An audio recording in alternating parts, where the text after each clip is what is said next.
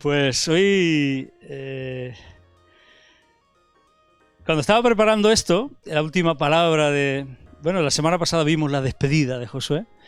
Cuando estaba preparando la última palabra del libro de Josué, me acordé de cuando yo era pequeño y estaba en el instituto, bueno, en el instituto no, en el colegio, y nos hicieron hacer un trabajo de literatura, ¿no? Y me acuerdo de que yo hice un trabajo acerca de un tal Jorge Manrique, que vivió aproximadamente sobre 1400. Creo que escribió las coplas a la muerte de su padre, creo que las escribió sobre el 1470 y no sé si era el 73, 76, no recuerdo exactamente. Y el tal Jorge Manrique expresó de forma magistral el encuentro con la muerte, el encuentro con el fin en las coplas a la muerte de su padre. Y fijaros cómo comienza. Son 40 coplas, es largo. Pensaba que era más corto, pero al final es largo. Pero las tres primeras me las he transcrito, me las he copiado. Y fijaros cómo empieza Jorge Manrique definiendo esto. Dice: recuerde el alma dormida, avive el seso y despierte, contemplando cómo se pasa la vida. ¿Cómo se viene la muerte tan callando? ¿Cuán presto se va el placer? ¿Cómo después de acordado da dolor? ¿Cómo a nuestro parecer cualquiera tiempo pasado fue mejor? Pues si vemos lo presente, cómo en un punto se es ido y acabado, si juzgamos sabiamente, daremos lo no venido por pasado. No se engañe nadie, no, pensando que ha de durar lo que espera, más que duró lo que vio, pues que todo ha de pasar por tal manera. Nuestras vidas, y esta es la copla más famosa, que es la tercera, nuestras vidas son los ríos que van a dar a la mar, que es el morir. Allá van los señoríos, derechos a se acabar y consumir. Allá los ríos caudales, allí los otros medianos y más chicos, y llegados son iguales los que viven por sus manos y los ricos. Es bonita, lo dijo magistralmente. Si luego leéis todas las coplas la queréis buscar en internet o la tenéis en libro y la podéis leer, este hombre era un creyente, luego hablaba precisamente de entregarse a aquel que le había dado la vida. O sea, es tremenda las coplas. Y entonces llegamos al punto, ya al finalizar el libro de Josué, al punto que tenemos garantizados todos los mortales, todos los que algún día hemos nacido. Hay algo que sí que tenemos garantizado. ¿Sabéis qué es, no? Que algún día nos llegará el punto de entregar nuestra vida, de partir, de morir, de enfrentar el último viaje, ¿no? Aquel que cantaba, me gustó mucho una canción que tenía. ¿Cómo eran estos raperos? No eran raperos, eran los de Valencia, ¿no? Los que hablaban del mentecato, ¿no? Del rey, de este que mandó y dijo: el mentecato eres tú, oh rey, porque no te habías preparado para el último viaje, ¿no? ¿Cómo es Ay, no recuerdo exactamente. Me estoy acordando ahora del grupo, pero no me acuerdo de la canción, ¿no? ¿Os acordáis vosotros, Josías, Ángel? ¿Os acordáis del mentecato? ¿No os acordáis? Bueno, pues un rey que hizo una encuesta, es un grupo de música de ahí valenciano, que tenía varios discos y en plan así rap, hip hop. ¿No me echáis una mano? No lo sabéis, no lo recordáis. Praxis, exactamente. Sí, Praxis, y habla precisamente de eso, ¿no? De este que empieza a mandar a un rey y todo eso. Y al final uno que manda a ver quién es el más mentecato del reino, y resulta que era el rey, porque él no se había preparado para este último viaje. Bueno, llegamos así al fin. Yo cuando era chiquillo veía las películas, las veíamos en blanco y negro. Teníamos una televisión de esas que era El último grito, de esas que cuando se apagaba la televisión se quedaba el punto ahí encendido y se quedaba ahí. Yo no sé, ya nos íbamos y todavía seguía el puntito ahí en el medio, ¿os acordáis? ¿Os acordáis de las televisiones esas viejas? Y se quedaba ahí el puntito ahí encendido y luego se ve que se iba a la mañana siguiente ya no estaba, desde luego. Pero por la noche cuando la apagaba se quedaba ahí el punto como vigilando a ver si se quedaba alguien ahí. Y después de la película ponía Tehen, que ahora ya sé decirlo bien, ahora sé que es Dien, pero antes para mí era Tehen. Entonces quiero compartir con vosotros esta palabra que yo le he titulado Dien en inglés, el fin en castellano.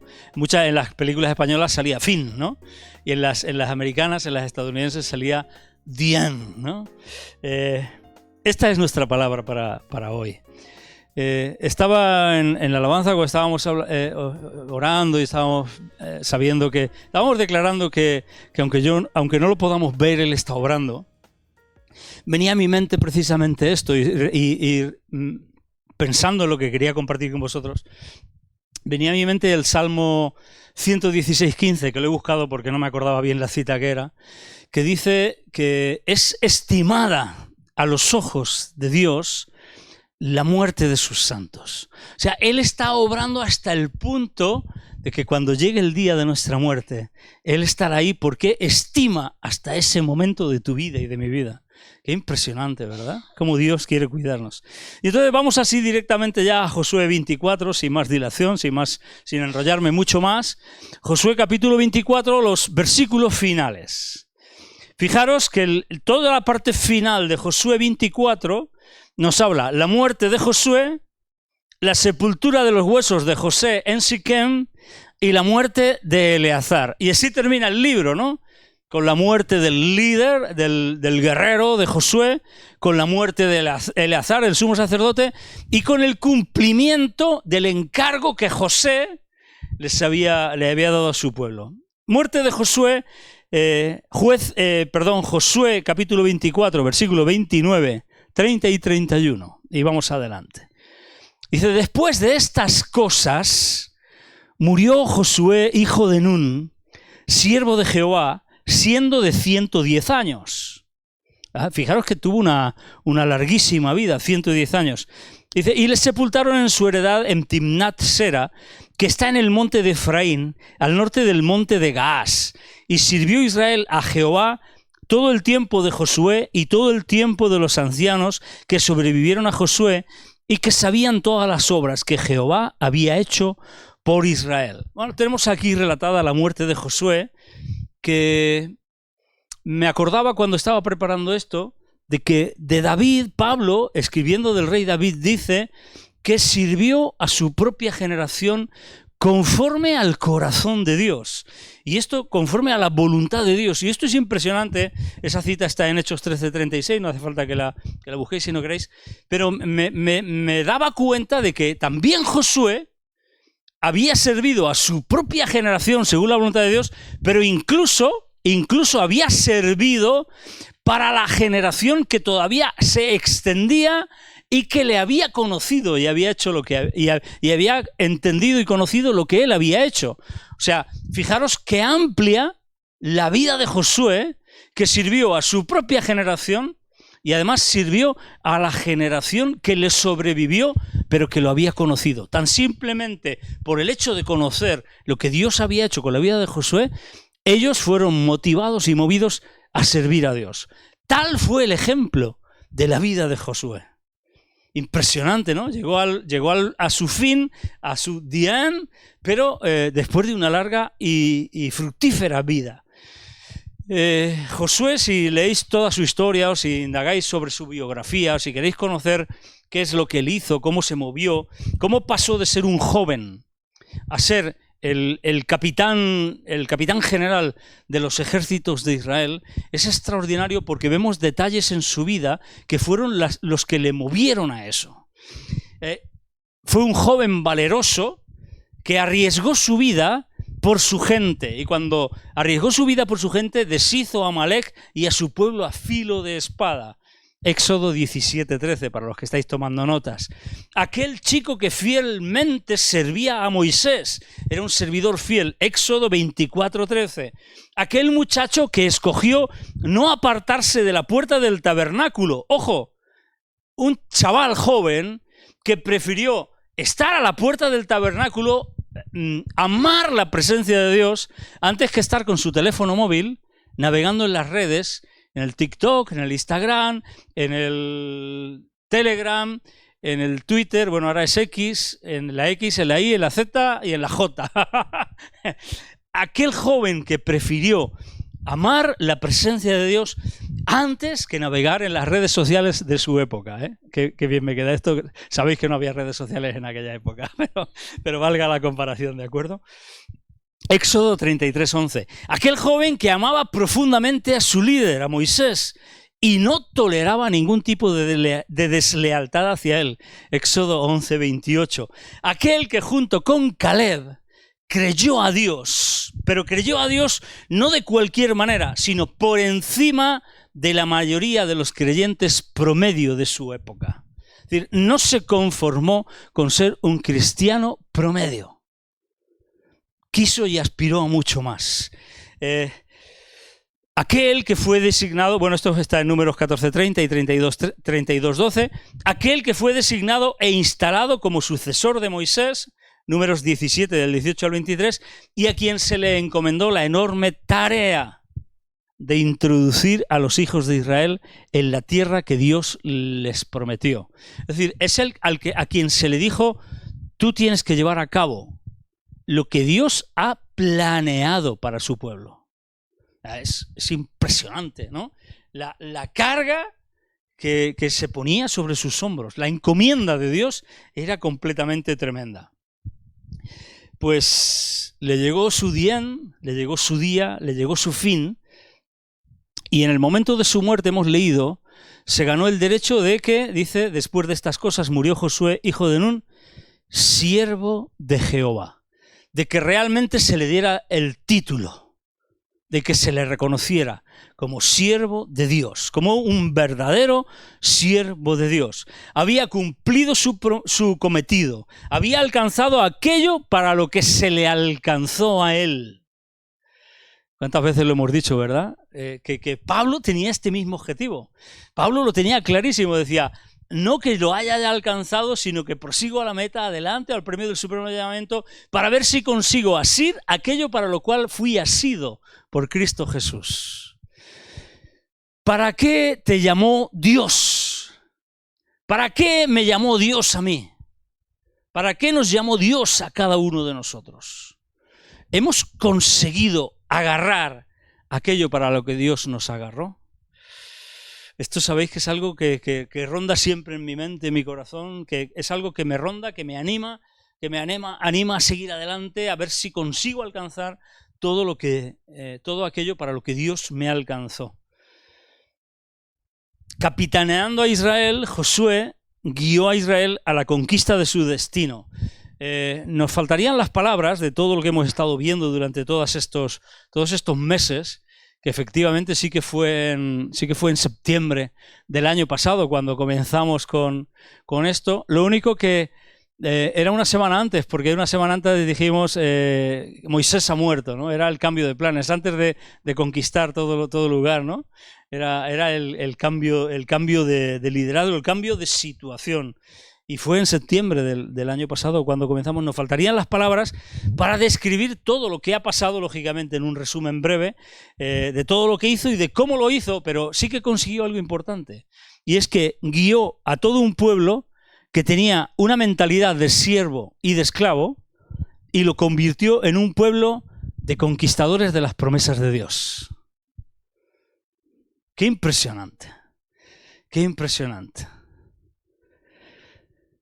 Y moría el siervo de Dios. Moría el siervo de Dios que consiguió que su generación, y no solo la suya, sino la siguiente, sirviera a Dios, solamente por el hecho de conocerle, por el ejemplo que él daba. Pero fijaros qué interesante, porque me llaman la atención poderosamente las palabras del versículo 29, después de estas cosas. después de estas cosas, a mí me habla de una vida completamente dedicada a llevar adelante la voluntad de Dios. Es como si dijera, después de hacer todo lo que tenía que hacer, después de hacer lo que Dios le dijo que tenía que hacer, es que murió. Es decir, no se pudo morir antes de terminar lo que Dios le había dicho que tenía que hacer. Se nos presentan estas líneas de los versículos 29, 30 y 31 como el epitafio de un verdadero hombre de Dios. Un hombre que no vivió y murió para sí mismo. Un hombre que vivió y murió por el plan de Dios, no solo para él, sino para todo un pueblo e incluso, añadiría yo, para toda la humanidad. Porque de la descendencia de Israel, al preservar al pueblo de Dios, de ahí vino la línea genealógica del Mesías. O sea que estaba sirviéndonos a ti y a mí también. Hemos cantado en la tempestad, estaré seguro, tú estarás conmigo. Y qué bueno es saber que estamos seguros en Cristo, pero qué peligro tenemos cuando nos centramos solamente en nosotros. Cuando no nos damos cuenta de que Dios nos llama para mucho más que nosotros mismos. No digo que sea un peligro, lógicamente tenemos que tener una seguridad. Josué sabía que estaba seguro, Josué sabía que Dios estaba con él. Si tenemos dudas de nuestra seguridad en Cristo, de quién somos en Cristo, de nuestra identidad, tenemos un problema serio. Y esto hay que solucionarlo, lógicamente. Pero cuando tenemos esta seguridad, qué bueno es saber que nuestra vida sirve y se amplía para mucho más. Entonces la pregunta es, aquí dice, después de estas cosas, la pregunta que yo me hago a mí mismo y que creo que el Señor nos hace a cada uno de los que estamos aquí. Algunos todavía tenéis una larga vida por delante, algunos sois muy jóvenes. Algunos sois muy jovencitos, todavía tenéis una larga vida por delante.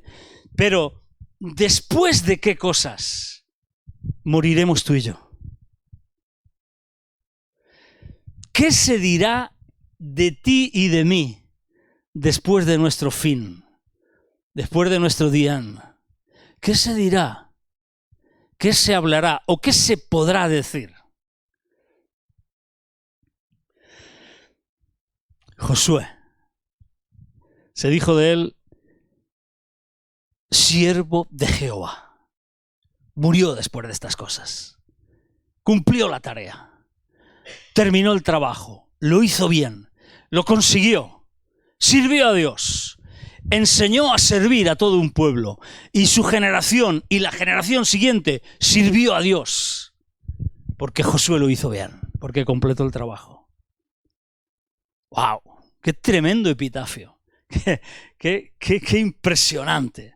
Y luego tenemos la historia de esta ya hemos hablado, porque cuando vimos nuestros héroes de la fe, ¿os acordáis? Cuando hablamos de Hebreos 11 y estuvimos viendo a todos los héroes de la fe, todos los que salen ahí, aquello que llamamos escuela de fe, vimos a un José que cuando iba a morir pidió algo especial, algo raro, ¿no? Versículo 32, vamos a leerlo, Josué 24, 32. Dice, y enterraron en Siquem los huesos de José, que los hijos de Israel habían traído de Egipto. ¿Os acordáis cuando hablábamos de esto? Que era algo que no habíamos caído en ello. Pero es que llevaban el ataúd de José, o sea, lo tuvieron guardado aproximadamente, echando cuentas así por encima, unos 470 años. Dice la Biblia que estuvieron 430 años en Egipto, después que José murió. O 400 años siendo esclavizados después de que José murió. Vamos a suponer que fueran 400 años después de que José murió, se levantó otro faraón que no conocía a José y estuvieron 400 años custodiando, guardando el ataúd de los huesos de José. Más 40 años dando vueltas por el desierto con el muerto encima. Impresionante, ¿verdad? Es tremendamente impresionante. Dice que los hijos de Israel habían traído de Egipto en la parte del campo que Jacob compró de los hijos de Hamor, padre de Siquem, por 100 piezas de dinero, y fue posesión de los hijos de José. Bueno, aquí tenemos que ir a ver Génesis capítulo 50, versículos 24, 25 y 26. Génesis 50, 24, 25 y 26. Porque claro, yo había pensado que a lo mejor los llevaban en un saco los huesos. Esta imagen se me había pasado a mí por la cabeza. Digo, bueno, van a ir ahí con el cajón, ¿no? Con el ataúd. Pero fijaros lo que dice la Biblia. Versículo 24 de Génesis 50 dice: y José dijo a sus hermanos: yo voy a morir, mas Dios ciertamente os visitará y os hará subir de esta tierra a la tierra que juró a Abraham, a Isaac y a Jacob. E hizo jurar José a los hijos de Israel diciendo: Dios ciertamente os visitará y haréis llevar de aquí mis huesos. Pero el versículo 26 nos dice: y murió José a la edad, qué coincidencia, ¿no? La misma edad que Josué, de 110 años. Y lo embalsamaron, pero fue puesto ¿dónde? En un ataúd, no en un saco, no en una urna, no lo incineraron, no lo llevaban en una cajita, no era cómodo de llevar, era un ataúd de Egipto.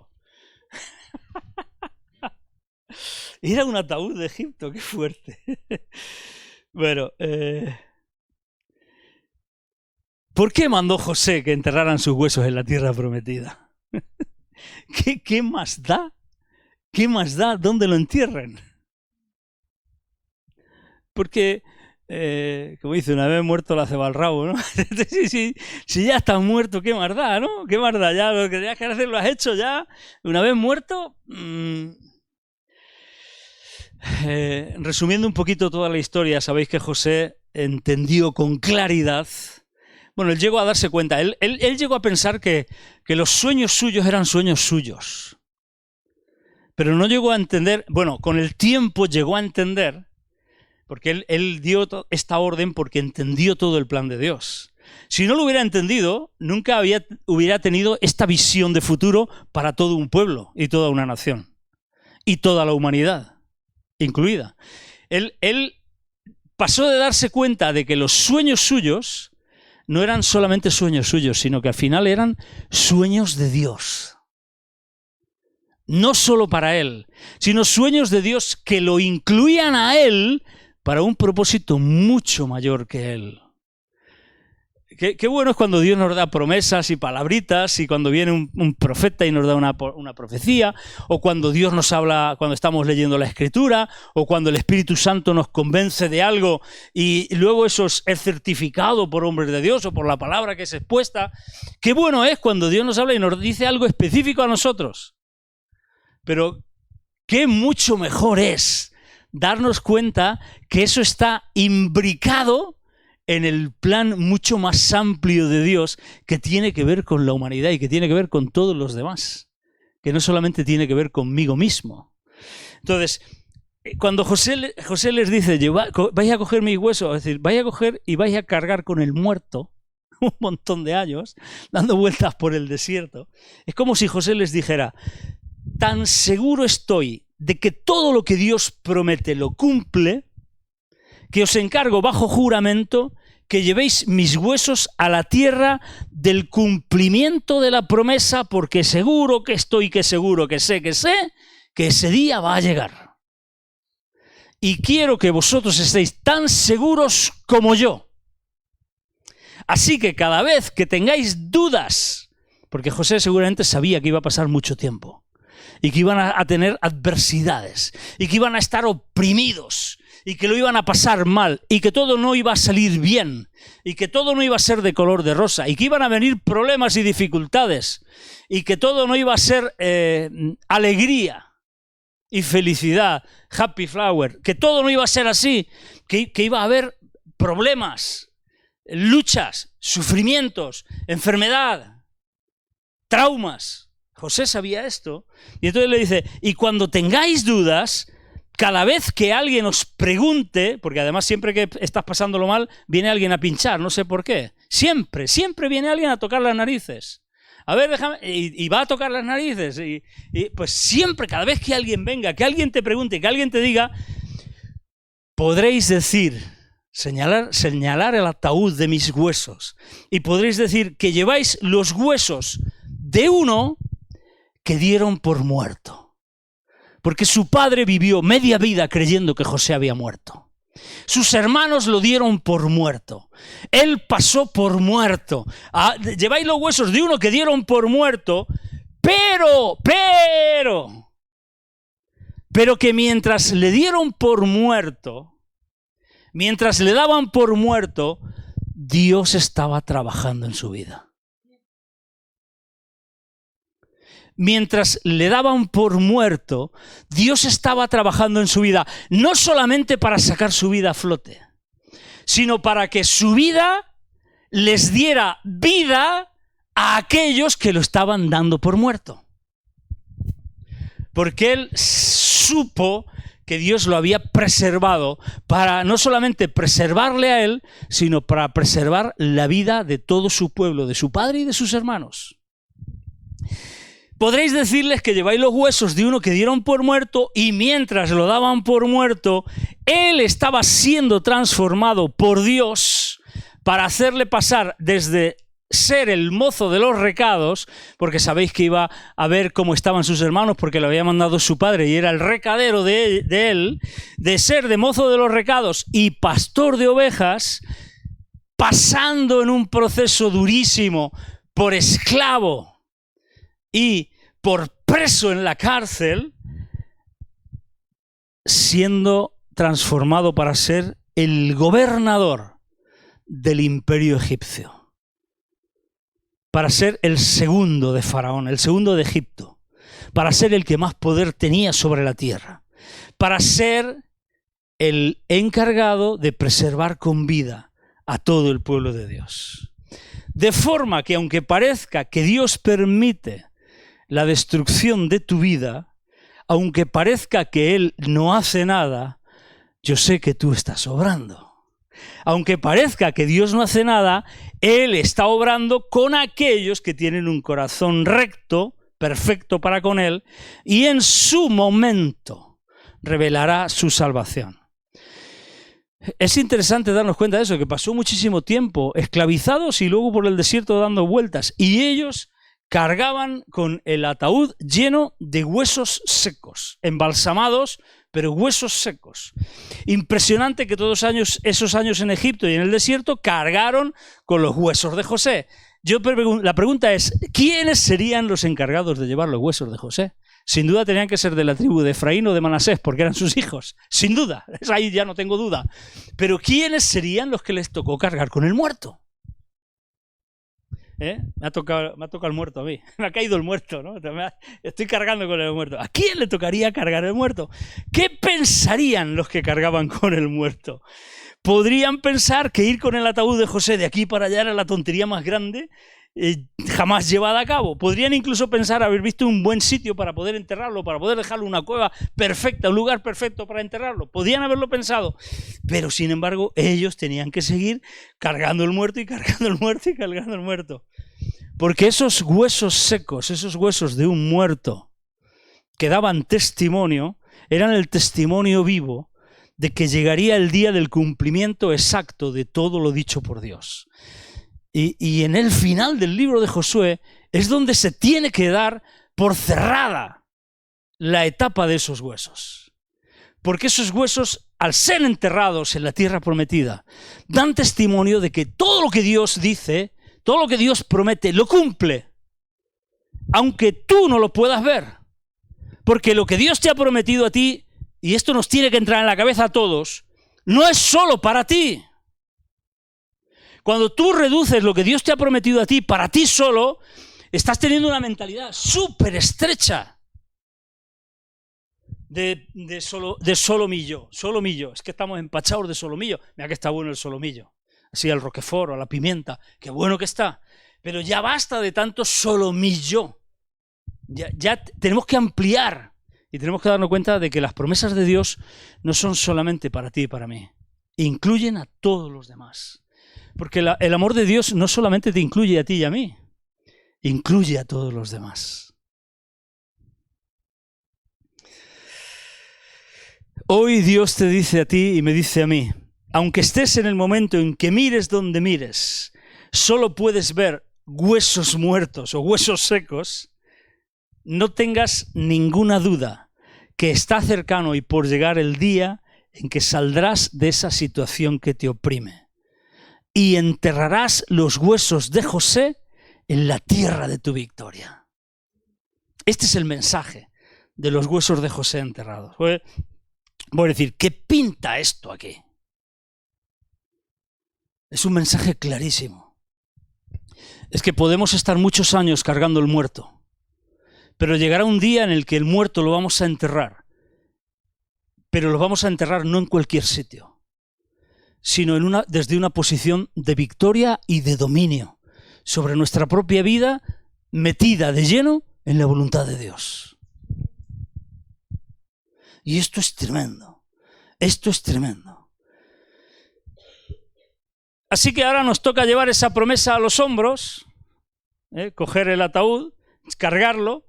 Ahora estamos en el proceso de llevar esa promesa a hombros, a la vista de todos. Muchos se ríen porque no somos lo que tenemos que ser, porque ay, pobrecito, míralo, fíjate qué sueños tiene, fíjate qué cosas dice, fíjate en quién cree y fíjate cómo vive. Ahora nos toca llevar cargada esa promesa a hombros, pero llegará el día de su cumplimiento. Por la fe, José ligó sus huesos. Fijaros qué interesante es esto. Esto lo tengo subrayado en negrita. Por la fe, José ligó sus huesos al futuro del pueblo de Israel. Mira, solo un hombre que creyó a Dios por su futuro pudo creer a Dios por el futuro de su pueblo, del pueblo de Dios. Si no puedes creer a Dios por tu propio futuro, ¿cómo vas a creer a Dios por el futuro de alguien más? Solamente cuando entendemos que somos un eslabón de la cadena de Dios, de la cadena del plan de Dios, dejamos de vivir como alguien independiente y dejamos de vivir como alguien que puede vivir su vida independientemente de esa cadena, de esos eslabones del plan de Dios. Es que solamente cuando entendemos esto podemos dejar o podemos entrar a formar parte del genuino propósito de Dios. Es condición indispensable que tú y yo nos demos a un propósito más elevado que nosotros mismos. ¿Os dais cuenta de esto? Es condición indispensable. Josué se dio a un propósito más elevado que a sí mismo. José se dio a un propósito más elevado que a sí mismo. Todos los hombres que sirvieron a Dios se dieron a un propósito más elevado que ellos mismos. Jesucristo mismo se dio a un propósito más elevado que a sí mismo. Pro eis santificome ipsum. Por ellos me santifico a mí mismo. Juan 17.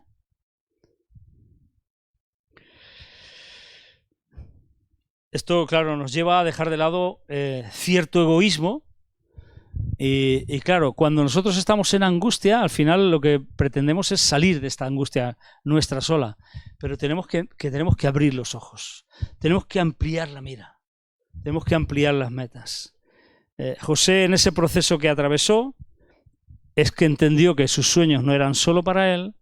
Él entendió que sus sueños no eran sueños suyos, sino que eran sueños de Dios, y eran los sueños que Dios le dio para encajar perfectamente en el sueño de Dios para todo un pueblo y para el plan de redención de toda la humanidad. Tenemos que apartar de nuestros corazones el pensamiento mezquino de qué es lo que Dios tiene para mí. Esto lo decimos mucho. ¿Qué es lo que Dios tiene para mí? ¿Qué es lo que Dios tiene para mí? Porque ese es un pensamiento muy corto. Más bien sería, ¿qué tiene Dios para el mundo? Y en eso debo de esforzarme para ser un eslabón que no rompa la cadena de acción de la voluntad divina, procurando la excelencia en todo lo que hago, desde lo más pequeño, que sea lo que sea que haga. lo que Josué nos habló la semana pasada en su mensaje de despedida. Decidid a quién vais a servir. Y servir no es predicar, no es irte de misionero. Servir es que todo lo que hagas, lo hagas de corazón como para el Señor, dando testimonio del Señor, de a quién sirves y siendo sal y luz allí donde tú te encuentras. Y llegamos finalmente a la muerte de Eleazar. Fijaros qué capítulo, qué final, ¿no? Qué epitafio. Es el final, la muerte de Josué, el entierro de los huesos de José y la muerte de Eleazar. Versículo 33 de Josué 24. También murió Eleazar, hijo de Aarón, y lo enterraron en el collado de Finés, su hijo.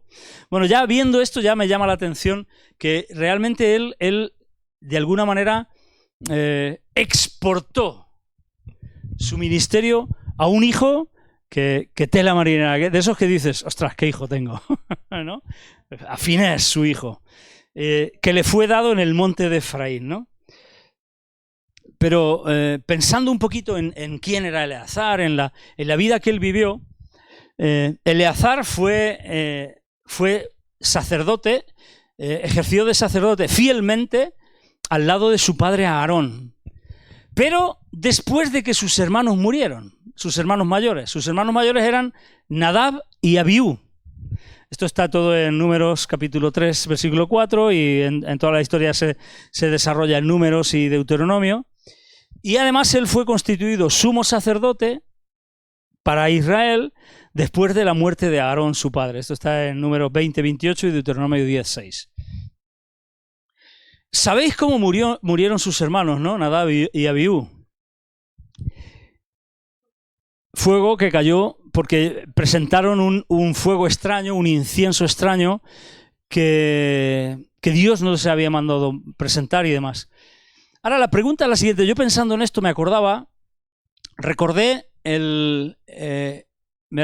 de Ananías y Zafira en el Nuevo Testamento. Esto está en Hechos 5, para que lo podáis leer tranquilamente, no lo vamos a leer ahora. Ananías y Zafira mintieron al Espíritu Santo.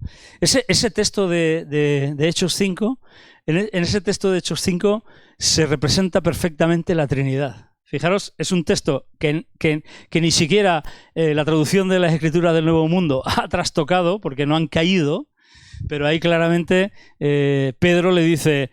no habéis mentido al Señor, habéis mentido al Espíritu Santo. ¿Para qué mentisteis a Dios? ¿Para qué mentisteis al Señor? O sea, las tres personas de la Trinidad salen representadas claramente, con claridad, y ellos mintieron al Espíritu Santo.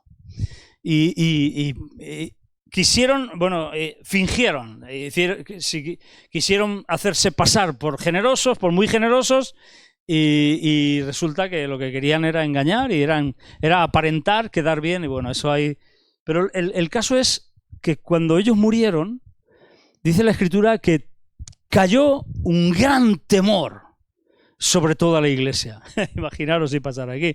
Imaginaros si yo ahora mismo muriera de repente, porque resulta que yo soy un cantamañanas, que llevo una doble vida, que soy un hipócrita, que tal igual, y el Señor ahora dijera, fulminado.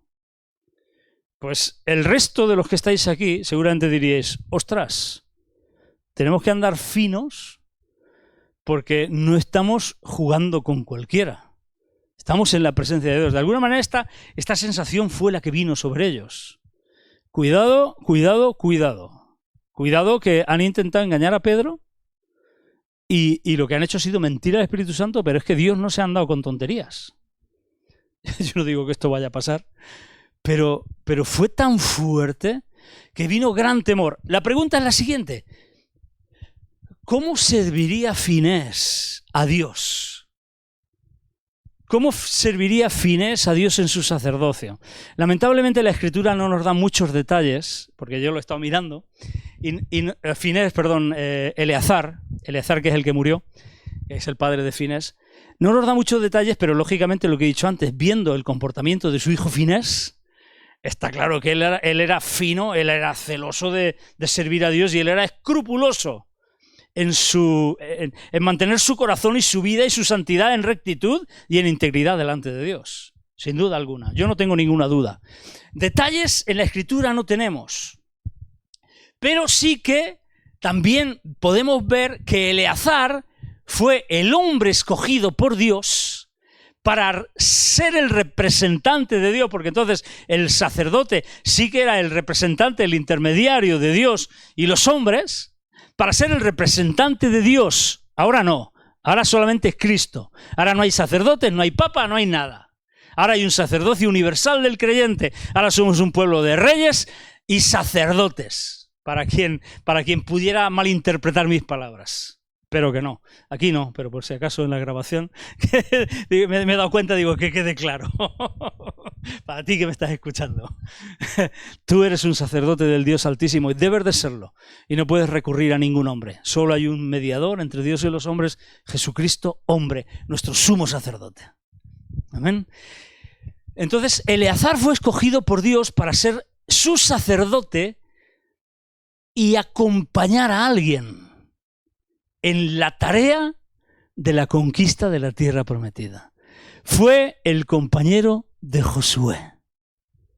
En la Biblia no se le ven detalles a Eleazar, pero sí que se ve a Eleazar al lado de Josué en los momentos cumbre del reparto de la tierra prometida, de decisiones importantes, etcétera, etcétera, etcétera. Con lo cual, Eleazar fue el hombre de Dios que estuvo al lado de Josué en la conquista de la tierra prometida, fue el apoyo de Josué, quien estaba a su lado en los momentos importantes del pueblo.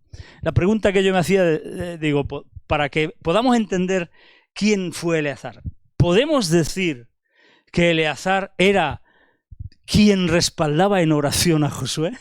Para que lo entendamos, sin duda alguna. Números 34:17, Josué 14:1, Josué 17:4, Josué 19:51, Josué 21:1, para que no penséis que me lo estoy inventando. Alguien que vivió para mucho más que para sí mismo, también murió Eleazar. O sea, llegamos al fin del libro de Josué. Con la muerte de Josué, con el entierro de los huesos de José y con la muerte de Eleazar. Fijaros que también es interesante que tengamos en cuenta que Eleazar era el primer sumo sacerdote que moría en la tierra prometida. Con lo cual también era aquel que al morir produjo la liberación de todos los homicidas que podían estar en las ciudades de refugio. ¿Os acordáis cuando hablamos de la ciudad de refugio? Que tenían que estar allí hasta que muriera ¿quién? El sumo sacerdote. O sea, la muerte del sumo sacerdote servía para mucho. ¿Qué quiero decir con todo esto? ¿Por qué estoy hablando todo esto? ¿Por qué estoy soltando todo este rollo acerca de la muerte de Josué, de la muerte de Eleazar, del entierro de los huesos de José, de cómo murió José, de cuál era su visión, etcétera, etcétera? Porque este mensaje final del libro de Josué nos lleva, o por lo menos a mí me lleva a hacerme una pregunta, la siguiente pregunta. Y yo creo que nos debe de llevar a hacernos la siguiente pregunta. ¿En qué estoy invirtiendo mi vida? ¿En qué estás invirtiendo tu vida? ¿Eres consciente de que tu vida la estás invirtiendo en algo? Porque si la estás invirtiendo en ti mismo o en ti misma, bueno, yo no te digo que esté mal, pero ¿en qué estás invirtiendo tu vida? ¿En tu familia? Está bien, si yo no te digo que esté mal. Hay muchísimas cosas lícitas y necesarias de hacer y que debemos de hacer. Pero, ¿has pensado invertirla en algo más? Invertirla en algo más que sea provechoso, que sea fructífero. Josué, José y Eleazar. Tenemos el ejemplo de ellos. Pero es que Jesucristo, que es nuestro mayor ejemplo, también nos dio ejemplo de alguien que invirtió bien su vida. Necesitamos vivir por y para aquello por lo que valga la pena morir. Hasta que no tenemos una razón suficientemente fuerte por la que valga la pena morir, no hemos empezado a vivir. Esta frase la oí yo hace muchísimo tiempo. Si no vives por algo, por lo que valga la pena morir, tu vida no es de la mayor calidad posible.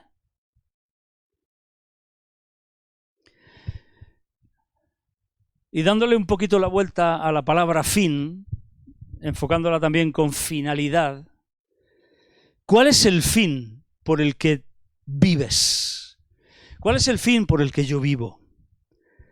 ¿Realmente vale la pena vivir por ese fin?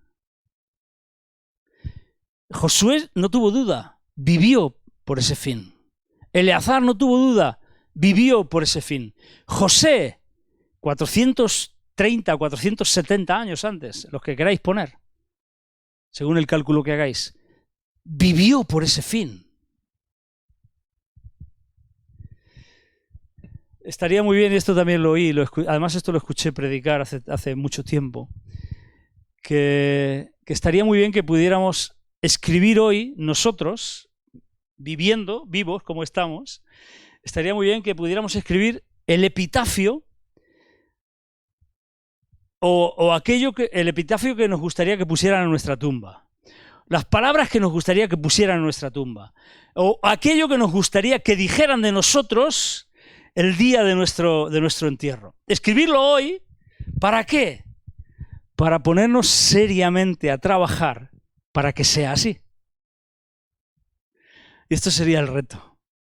Yo creo que el final del libro de Josué nos lleva a esto, a decir, ¿qué me gustaría conseguir? Me gustaría que realmente dijeran esto cuando yo muera.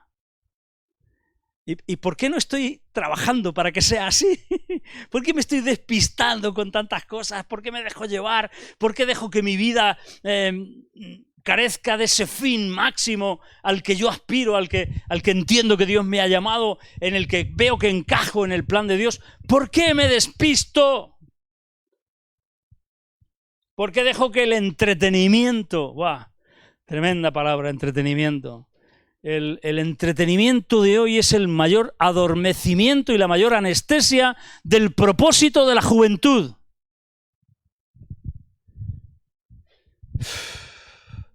El entretenimiento nos anestesia, nos adormece, nos quita el hambre también, para que no lleguemos, para que no nos esforcemos a lo que Dios tiene preparado. Sabemos que a todos nos llegará el fin. Aquí hemos llegado al fin de Josué, hemos llegado al fin de Eleazar, el fin de los huesos de José. Pero ¿cuál habrá sido el fin de nuestras vidas? ¿O cuál será el fin de nuestras vidas? ¿Habremos vivido con propósito? ¿Valió la pena morir por aquello, por todo aquello por lo que viví? Pues este es el reto. Esto es lo que yo creo que finalmente el libro de Josué nos enseña. Yo estaba pensando en todo esto y decía, wow, Señor, ¿cómo nos retas a darnos cuenta, a examinar nuestros propios caminos hoy?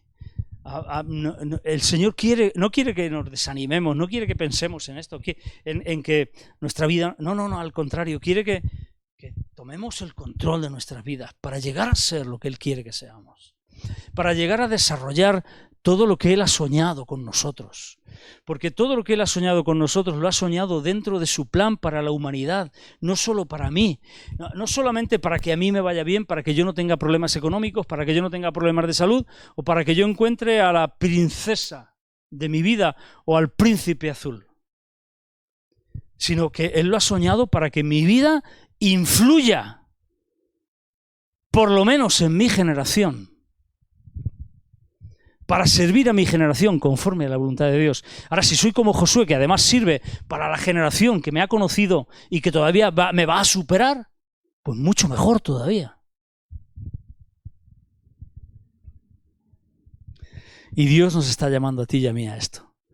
El haber visto todas las peripecias de Josué, el haber estudiado su vida, el haber visto sus conquistas, su cambio, su transformación, haber recordado la transformación del propio José, haber visto el ejemplo de Eleazar, nos sirve y nos llama la atención a nosotros para que nosotros digamos, Señor, yo tengo que servir para algo más que para simplemente nacer, vivir, reproducirme y morir.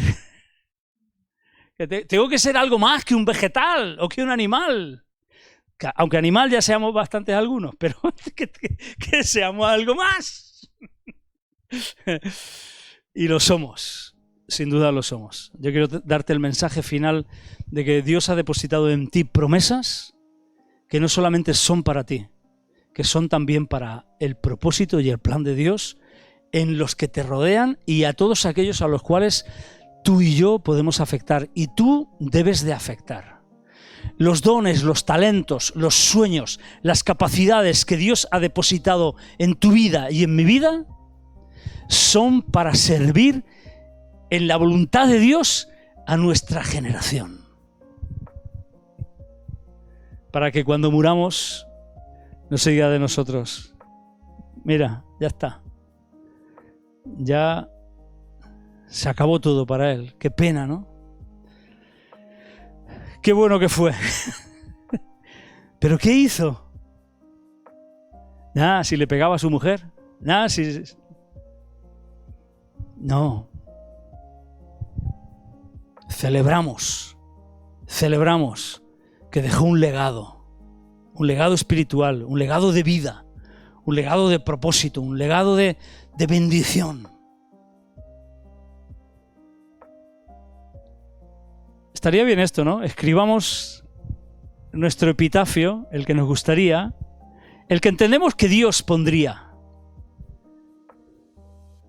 Y vivamos y trabajemos para que se cumpla, para que llegue a ser así, en todos y cada uno de nosotros. Y seremos de bendición. Entraremos en el plan de Dios, seremos hombres y mujeres de propósito.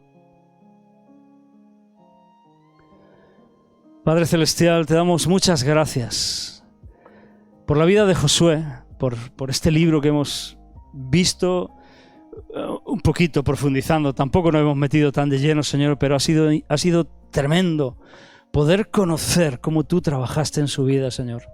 Y hoy, al llegar al día de su muerte, Señor,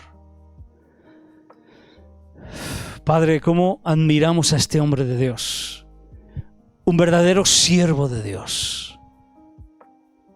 que sirvió no solamente a su generación, sino a la siguiente, que cambió el corazón y la mentalidad de todo un pueblo para que dejaran de ser siervos, constructores de ladrillos, constructores de pirámides, para ser conquistadores de un propósito, de un futuro, de una esperanza, de las promesas tuyas, Señor. Padre, admiramos a Josué, admiramos lo que tú hiciste en su vida, Señor, y queremos tomar su ejemplo, Señor, queremos ser como él, queremos que tú nos tomes en tus manos. Te decimos, estamos aquí, Señor, para servirte, para honrarte, Señor. Nos damos cuenta de todo lo que nos falta, pero queremos ir hacia adelante contigo, Señor. Queremos ser fructíferos, provechosos, que nuestros días, sean los que sean, si tú decides que sean largos sobre la tierra, ojalá, Señor, así lo quieras, que sean provechosos y fructíferos, que sirvan de bendición para muchos, que sirvan para tus propósitos y tus planes, que se pueda decir de cada uno de nosotros, siervos de Dios, que cumplieron a sus generaciones. Padre, gracias. Este es el fin que queremos, ya que sabemos que es estimada a tus ojos la muerte de tus santos. Este es el fin que queremos y este es el fin que te pedimos para cada uno de los que estamos aquí. En el nombre de Jesucristo. Amén. Amén. Amén. Pues llegamos al final de Josué, chicos. Yo creo que es un buen final, ¿no? Creo que es un final tremendo que nos reta a todos y cada uno de nosotros. Y que nos impulsa a nosotros a salir hacia adelante, ¿no? Que seamos conquistadores, conquistadores de las promesas de Dios, conquistadores de la voluntad de Dios para nuestra vida, Señor. Que no seamos agentes tan pasivos, ¿no? Sino que seamos agentes activos para conquistar todo lo que Dios tiene por delante. Amén. Qué bueno, pues que tengáis un muy buen domingo, una excelente semana, y que esta semana ya sea una semana de conquista, que veamos conquistas en esta semana en el nombre de Jesús. Que Dios os bendiga muchísimo.